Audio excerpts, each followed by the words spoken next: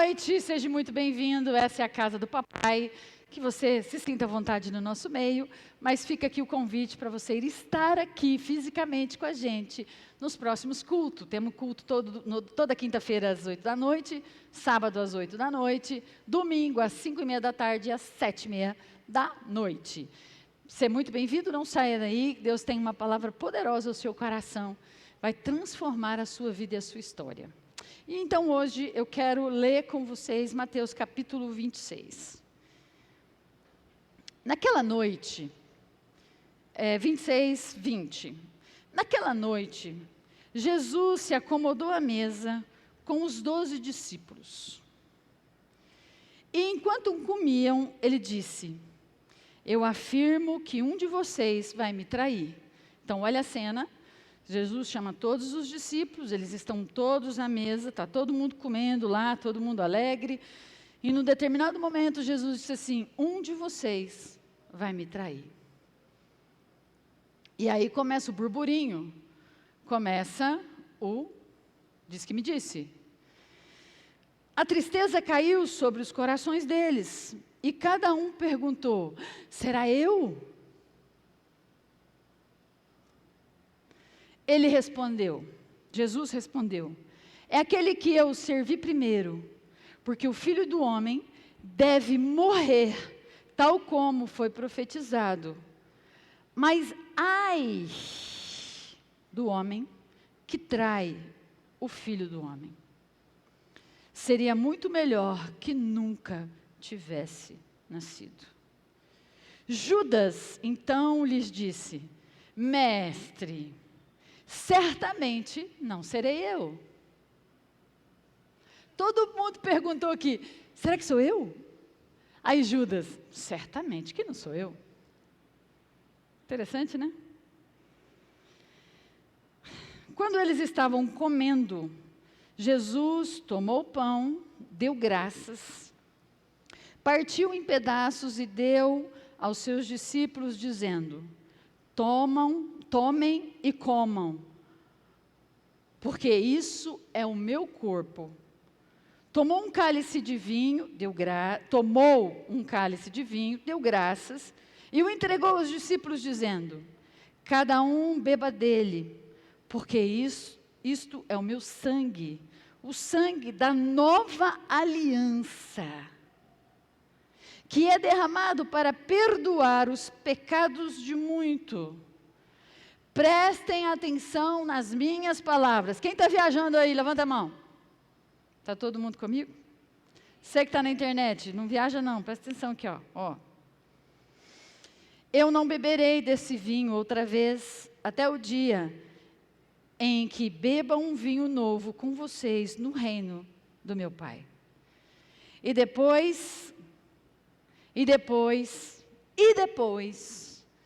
que cantaram um hino, saíram para o Monte das Oliveiras. Estavam todos reunidos na mesa, todos comendo, e Jesus disse para eles: esse é o meu cálice, esse é o meu sangue que é derramado por vocês, esse é o meu corpo. Isso não vai acontecer novamente, porque eu vou morrer. Só que eles não entenderam. E a Bíblia diz que eles fizeram o quê antes de ir para o Monte das Oliveiras? Fala comigo: cantaram um hino. O que eles fizeram? Cantaram um hino. Querido, cantar um hino para vir para a igreja. Hoje eu vim ouvindo música, é legal, não é? Cantar um hino quando você recebe um aumento, é legal, não é? Cantar um hino quando você está fazendo faxina toda alegre lá, é uma coisa, não é? Agora, eles cantaram um hino e depois foram para o Monte das Oliveiras. O Monte das Oliveiras foi onde Jesus foi orar. Eu não vou ler tudo porque não dá tempo, mas aí Jesus chamou os discípulos: vamos para o Monte das Oliveiras. Chegando lá, Jesus chamou Pedro, Tiago e João e falou para eles: eu preciso orar, e eu preciso que vocês orem comigo. E Jesus se afastou um pouquinho e se inclinou e começou a orar desesperadamente. E a Bíblia diz que após um tempo ele volta, Pedro, Tiago e João estavam? Ah, vocês sabem a Bíblia, dormindo. E aí Jesus os repreende e fala, vocês não podem dormir agora é um momento muito importante. Mas Jesus afasta de novo, e ora de novo, com toda intensidade. Quando ele volta, ele encontra os 3 dormindo. Olha aqui. Então Jesus os levou a um lugar chamado Getsemane, que é o Monte das Oliveiras, e os mandou sentar e esperar enquanto ia adiante para orar.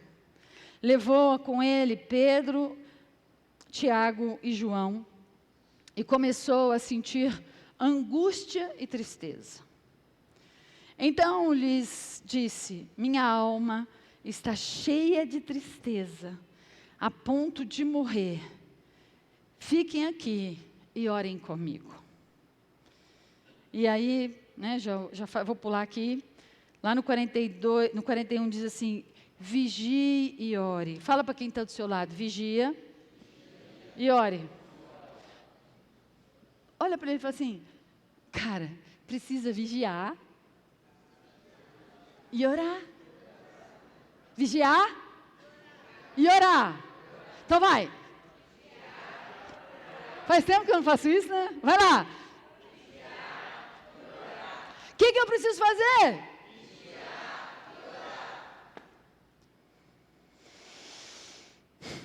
De outro modo, a tentação vencerá vocês. Jesus está dizendo, vocês precisam. Porque senão, Satanás terá vitória sobre vocês. Está amarrado? Não. Você pode amarrar com corda nova, com corda velha, com corrente, com o que você quiser. Se não, Satanás terá autoridade sobre nós. É sério isso. É sério isso. Durante esse mês eu tenho falado isso com vocês. Então, hoje eu quero falar sobre Judas. Judas foi um discípulo que andou com Jesus. Ele esteve com Jesus durante 3 anos. Quando a viúva de Naim ressuscita o filho dela, Judas estava lá. Quando a menina, filha de Lázaro, ressuscita, Judas estava lá. Quando a multiplicação dos pães, Judas estava lá. Quando o leproso foi curado, Judas estava lá. Judas participou de momentos importantíssimos na terra, junto com o Filho de Deus. Judas foi escolhido para ser o tesoureiro. Jesus tinha um tesoureiro? Sim, tinha um tesoureiro. Por quê? Porque aqueles homens precisavam comer. Vocês acham que Satanás ataca a igreja por conta de quê?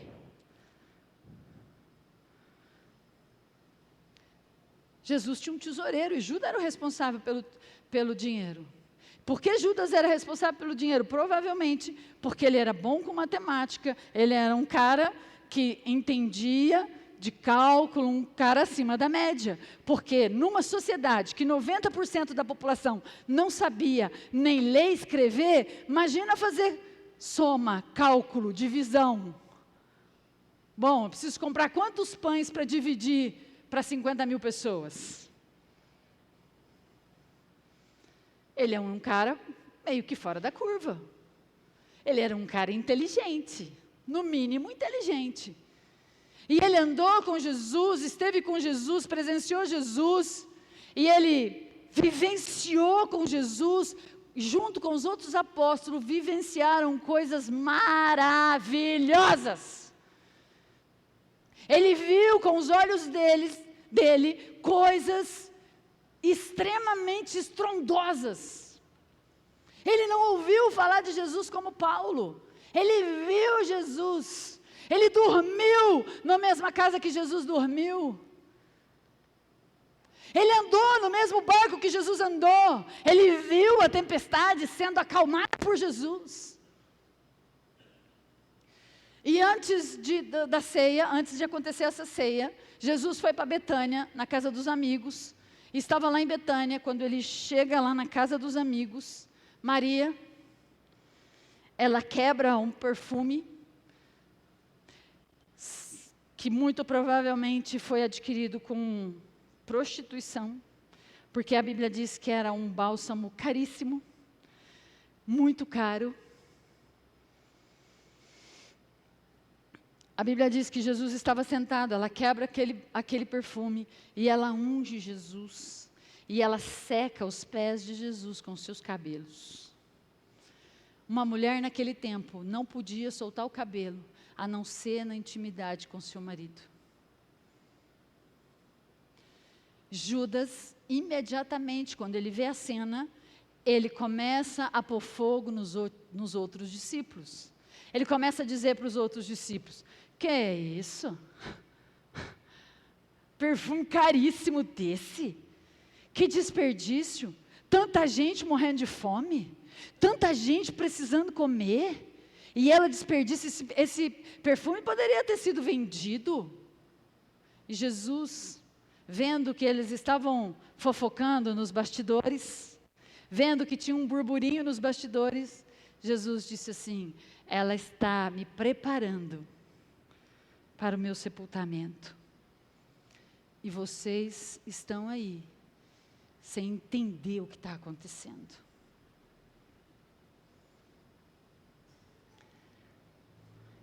Querido, olha para mim. Se você dormir na garagem da sua casa, você vai virar um carro? Então, da mesma maneira que dormir na garagem da sua casa não faz de você um carro, vir na igreja não torna você um cristão. Andar com Jesus não tornou Judas um discípulo. Por quê? Porque precisa de uma decisão. Judas vendeu Jesus por 30 moedas de prata. No livro de Ezequiel, no Velho Testamento, tem a referência de que um escravo era comprado por 30 moedas de prata. Ou seja, Jesus foi vendido como um escravo por um homem que andou com ele, um homem que esteve com ele. O homem que vivenciou e experimentou coisas grandes e maravilhosas. Judas foi lá e vendeu Jesus para os sacerdotes por 30 moedas de prata. E Jesus estava no Monte das Oliveiras, no Getsemane. A palavra Getsemane quer dizer lugar onde prensa a oliva, o azeite. Onde Jesus foi exprimido, onde Jesus foi esmagado. E a Bíblia diz que Jesus estava lá, orando, clamando. Vocês imaginam a dor de Jesus sabendo que Judas ia para o inferno? Mas ele estava lá orando e clamando.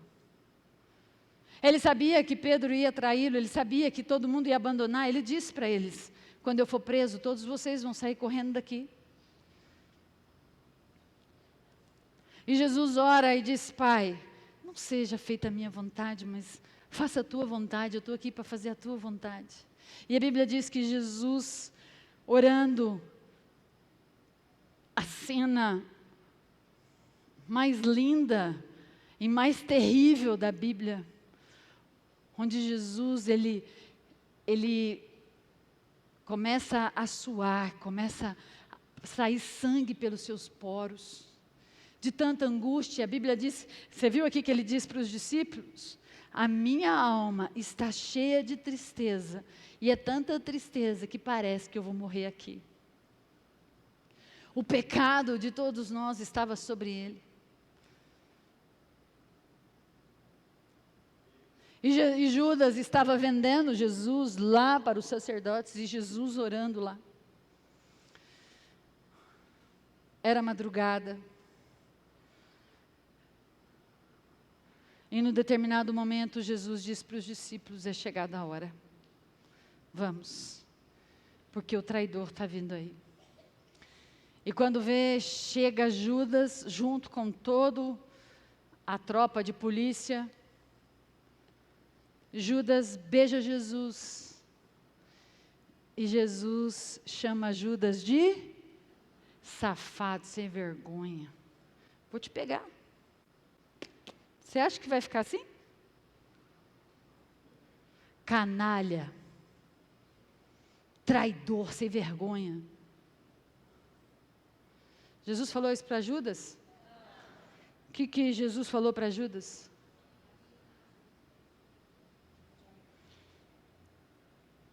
Disse Jesus: amigo. Amigo.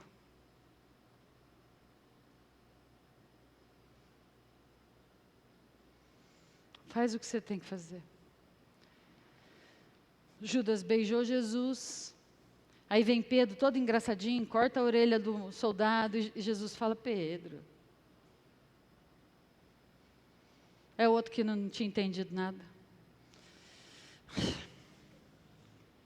Jesus sai dali e vai para o Sinédrio, onde Anás e Caifás, o sumo sacerdote, estava esperando.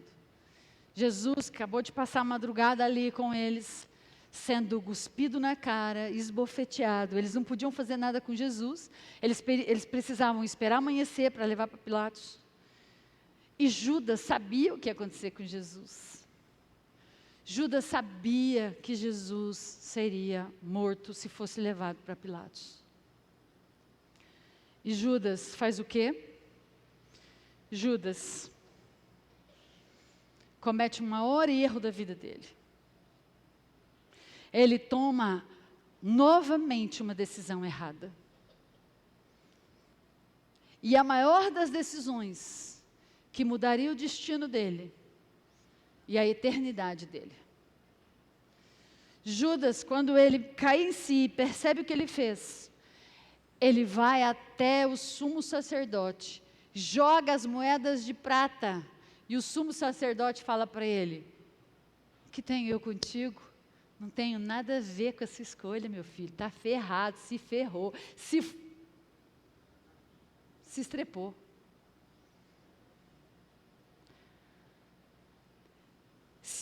Ele teria a oportunidade, ele poderia ter tomado a decisão de buscar Jesus. Ele poderia ter dito: Jesus, o Senhor me perdoa?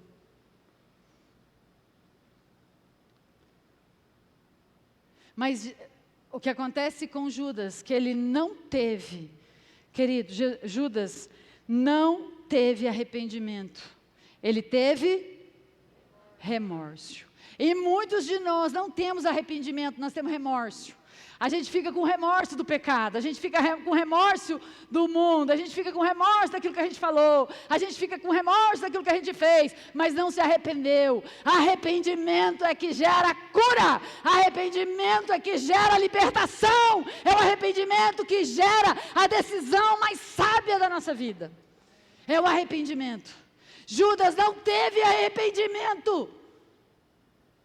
Ao invés de ele buscar Jesus, ele vai buscar Anás e Caifás, o sumo sacerdote. E ele recebe eu não tenho nada a ver com isso. Ele sai dali, pega uma cordinha e ele vai se enforcar. Vocês imaginam isso? Vocês imaginam isso daquela sociedade? Um discípulo de Jesus se suicidou. Vocês imaginam na cidade? Mas quem que é esse Jesus? O discípulo que andava com ele se suicidou. A notícia era: você viu? O discípulo de Jesus se suicidou. Meu Deus! E Jesus lá sendo morto, estava apanhando. A Bíblia diz que Judas, lá em Atos, diz que a árvore que Judas enrolou, pescou a corda lá, não conseguiu sustentar seu peso, quebrou. E ele se esborrachou no chão. E as aves do céu comeram. Fala comigo: decisão. Jesus estava no Getsêmani, orando por ele, por mim e por você. Jesus estava agoniando no Getsêmani, por mim e por você. Mas nós insistimos em tomar as decisões erradas. Decisões que são capazes de mudar a nossa eternidade. Quantas decisões você já tomou e se arrependeu dela? Que se pudesse voltar atrás, tomaria outra. Quantas decisões você já tomou e trouxe consequências terríveis para a sua vida? Quantas decisões que você tomou que prejudicou pessoas, que prejudicou seu casamento, que prejudicou seus filhos. Hoje o seu filho paga um preço altíssimo pela escolha que você fez no passado.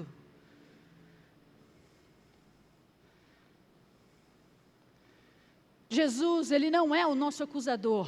Ele não é Anás e Caifás que vai dizer para você o que eu tenho a ver com isso. Ele não vai dizer para você o que eu tenho a ver com isso.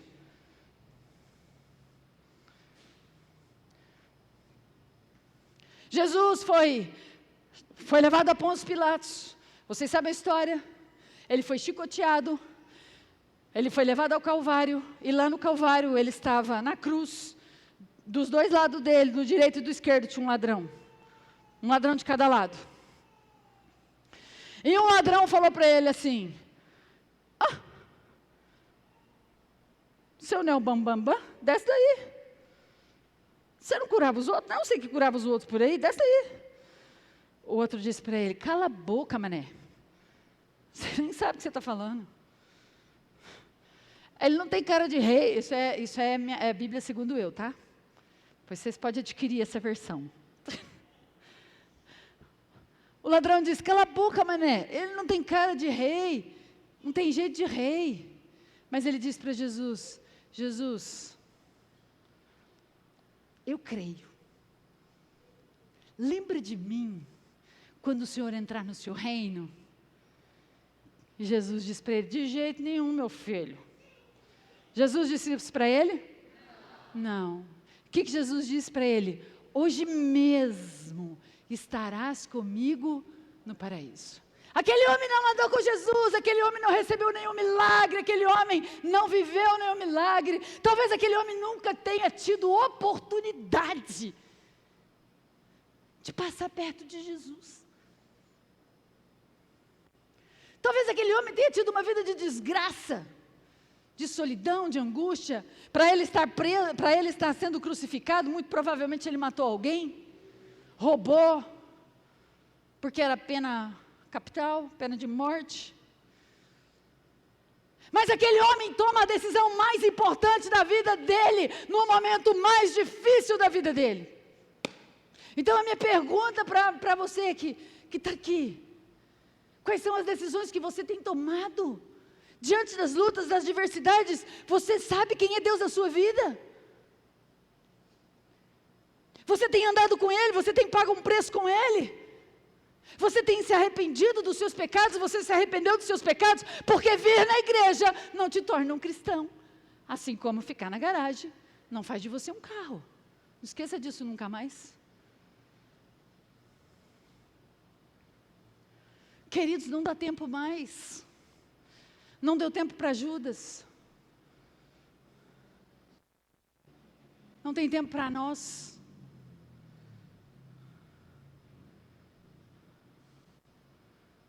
Você está sentado aqui porque você tem a oportunidade de tomar a decisão. Você tem a oportunidade de viver uma nova história. Você tem a oportunidade de fazer diferente. Pastora, mas eu gosto do mundo. Querido, isso não é problema meu, é teu. Eu não posso fazer. A única coisa que eu posso fazer é dizer para você: o Senhor ama você. De tal maneira que Jesus entrou em agonia por mim e por sua causa. Jesus entrou em sofrimento por mim e em sua causa. Eu fiquei imaginando, né? Eu li esse texto na segunda-feira. E eu fico viajando quando eu leio as coisas. Eu fiquei imaginando Jesus angustiado com todo o peso do pecado. E ele sabendo que Judas ia para o inferno. E que a decisão não estava na mão dele, estava na mão de Judas. A angústia e o sofrimento que foi gerado no coração de Jesus. Você imagina a angústia e o sofrimento gerado no coração de Deus por sua causa?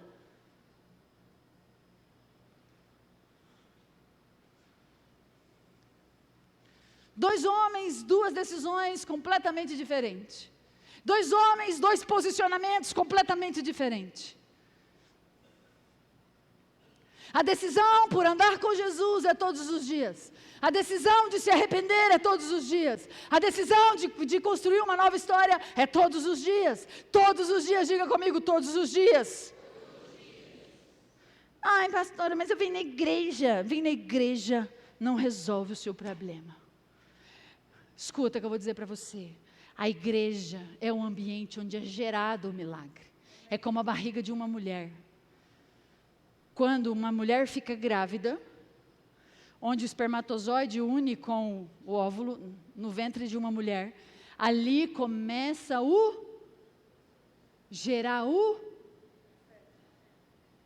ali começa a gerar um milagre. Ali começa a ser gerada a criança. Mas o milagre só é consumado quando ele sai? Fala para mim, para fora. Aqui é um ambiente de milagre. Aqui é um ambiente onde nós recebemos a semente. Aqui é um ambiente onde eu concordo com o seu milagre, você concorda com o meu, eu oro por você, você ora para mim, onde nós oramos um pelos outros. Mas o milagre vai nascer lá fora. É lá no seu posicionamento. É lá na festa de família. Onde está todo mundo contando piada suja e aquilo não mais faz parte de você.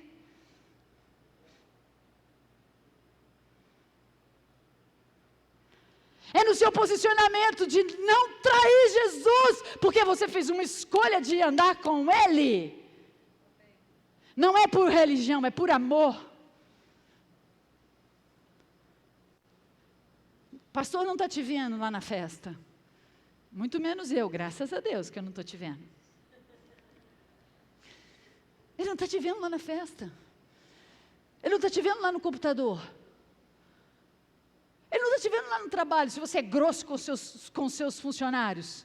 Se você não paga o INSS dos seus funcionários. Se você submete os seus funcionários a um serviço que não deveria fazer.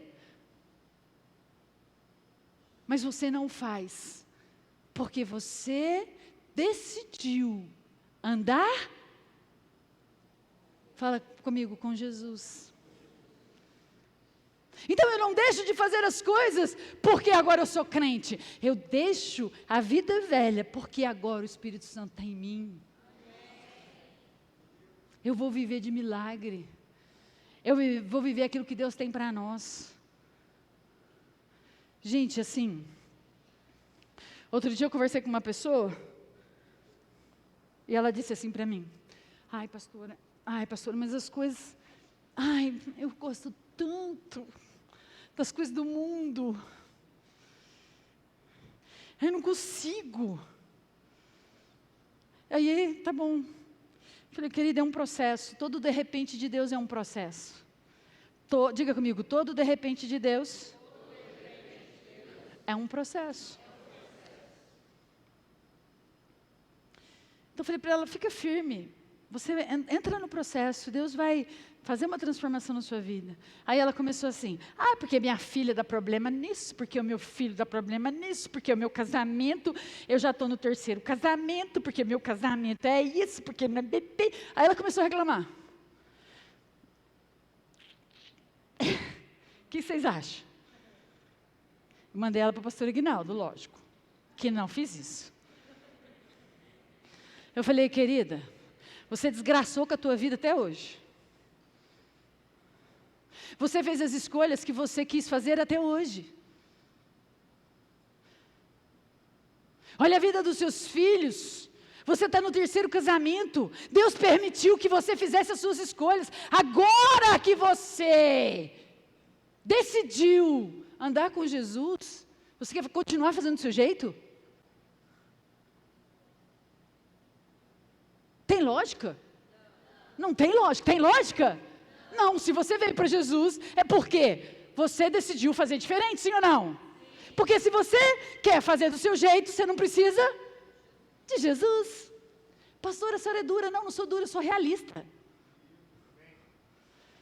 Gente, se tem uma coisa que a gente precisa aprender a lidar, é com a realidade numa sociedade onde as pessoas querem viver virtualmente. Ai, não fala isso porque dói, não fala isso porque ofende. Ofende! Falar a verdade ofende as pessoas. Falar a verdade para você que traz cura, libertação, restauração, ofende.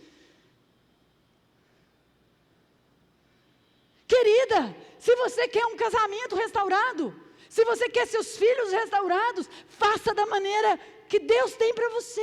Aprenda a obedecer, deixa as coisas velhas para trás, que Deus vai fazer. Vai ou não vai? Sim ou não? Sim. Eu estou sendo dura? Não responde. Ah, tá. Não deu tempo. Gente, eu não quero ser dura. Eu não quero ser dura. Eu quero chegar lá no céu e falar, fazer chamada. Falar para o anjo, vamos fazer chamada? O pessoal da Sara Nossa Terra está chegando aí. Então vamos lá. William? William? Ixi, acho que ele não veio. Ai, ai, ai. Elaine! Oh, Elaine, pode vir, cadê? Vai, não veio também. Não veio. Por que não veio? Não porque eu não falei, mas porque ele escolheu. Não, você vai escolher o certo, hein, menino? Devolve. Queridos, agora eu vou falar uma coisa dura, tá? Arruma na cadeira aí. Apruma aí. Deixa eu dizer uma coisa dura. Que agora eu só falei coisa de amor. Então vou falar um negócio duro. Ai, pelo menos uma coisa dura assim, né? Presta atenção. Jesus disse assim: todo aquele que vinha a mim, jamais será lançado fora. Judas escutou isso várias vezes. Jesus escutou assim: o meu fardo é manso e suave. Mesmo assim, ele decidiu andar por outros caminhos e fazer outras escolhas. Jesus disse, não disse? Então, preste atenção que eu vou dizer para vocês. William, posso pegar você de exemplo? Você vai para o céu em nome de Jesus. Uma coisa, eu vou dar um exemplo. Falar para o William, William, preste atenção. Contar mentira é pecado, tá, meu filho?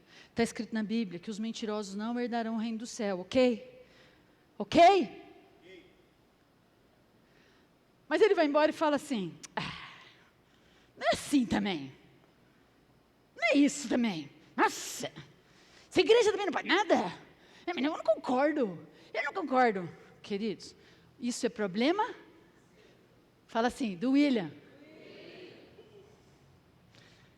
É só exemplo, hein, Willis? Porque eu fiz a minha parte. Não escolha, a minha parte. E a minha parte é falar a verdade. A minha parte é ensinar a palavra. Então, se ele quer ir para o inferno, ele vai? Isso, fala comigo? Sozinho. Outra coisa. Eu chegar assim, William, eu vi que você contou uma mentira ali. Não, cara, mas não dá nada não. Vamos orar aqui, Deus vai te perdoar e vamos tocar o barco. Aí semana que vem tem outra fofoca. William, vem cá. Não, pastor, mas Deus é amor, pastor. Deus perdoa. Não, Deus perdoa. Vem cá, William, vamos orar aqui. Não dá nada isso não, vem cá. Vamos orar de novo aqui. Passa um mês, ele arruma outra confusão. Vende um carro velho e faz um rolo e uma mentirada. Eu chamo, William. Não, pastor, mas isso aqui é que precisava, porque se não fizesse, né. Então vem cá, vamos orar, vamos pedir perdão e está tudo certo. Quem está mandando ele para o inferno? Está mandando ele para o inferno? Eu. A responsabilidade é de quem? Minha. Então preste atenção, uma coisa é eu escolher ir para o inferno, outra coisa é alguém mandar eu ir para o inferno. Deus é amor, eu estou falando isso para vocês, eu fiquei 2 meses lendo isso no culto, abertura de culto, porque Deus nos amou de tal maneira que nos deu Jesus, porque Deus nos amou de tal maneira que nos deu Jesus. 2 meses eu só li isso. Deus é Deus e Deus ama. Jesus estava no Getsemane orando por Judas.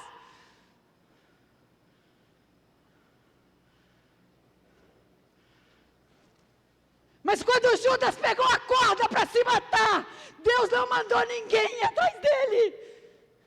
Escuta isso, que isso é forte. Deus podia ter falado: João, ô João, vem cá.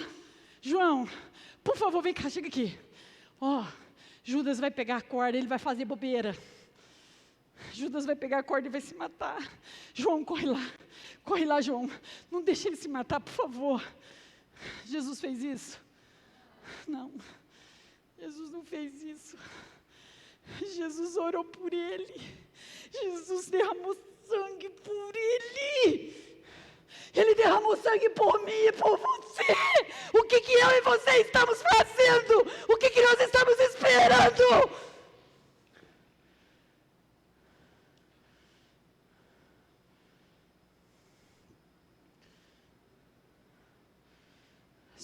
Subam aqui.